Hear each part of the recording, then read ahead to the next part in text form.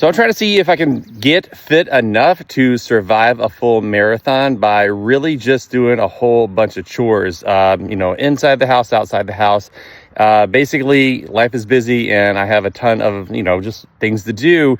And I'm trying to see if I can make fitness happen through stuff. Let me show you what we did yesterday. Here's a tree, one of many examples of what we did yesterday. Basically, we just took all of the old mulch out, put in new mulch, new dirt, new fertilizer, expanded the grass out, and did this to this tree, that tree, this tree, and then there's one over there. On your screen now are the you know, metrics that we had yesterday. So I think that this actually might turn into some fitness. I am feeling a little bit stronger. Today I feel super sore, and here's what we're gonna be doing today. Same thing to this little apple tree, big old peach tree, and this apple tree. Basically getting all the old stuff out, expanding out the area for the tree to go, expanding the fencing, all that good stuff. Then taking all of the old debris and then taking it down to the wood line. So essentially, ChoreFit doesn't have to be complicated. It's what we're doing anyway, but I think if you can just add a little emphasis on the fitness aspect, for example, instead of walking, maybe jogging if possible, running if possible,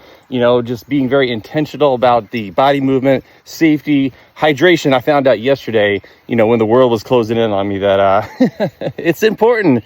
It's important to stay hydrated and all that good stuff. So I don't know if this is going to work. It's a crazy experiment to see if prioritizing chores and body functional movement can make me fit enough to survive a full 26.2 miles. It's going to be going down May 18th. So that's not too long from now.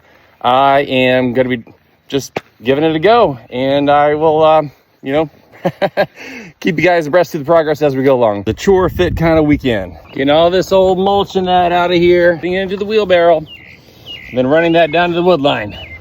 Doing that until the job's done. And when moving with a wheelbarrow, moving with a purpose. If you can not roll an ankle and be safe about it, you know, you can jog with it. Especially an empty wheelbarrow. Woo. Okay, maybe not a lot of filming today. Maybe not a lot of filming today. Got to get the jobs done. But ChoreFit, right? Chores, functional movement, accidental fitness. And if we get to it this weekend, there's a lot to be done in there. Look at all that. There's your gym. There's your gym right there. Woohoo! I realize what all, you know, goes into marathon training, you know, marathon specifically. But what I'm doing here is, you know, just some activities designed for people that are, you know, they're just pressed for time. They got a lot going on, you know, whatever it is, to be able to multitask and still, you know, be fit enough to survive the race, because we still like to race. We still like to run the marathons. You know, it is our enjoyment. But just outside of that, time to be able to multitask. And I think it's possible, or at least that's what I'm hoping for, to get fit enough to survive a marathon, right? In the upright position. That's the goal. I'm not looking to bust a PR or any of that. That's a different lane in my mind. And so really what I'm trying to do is just get fit enough to finish the race.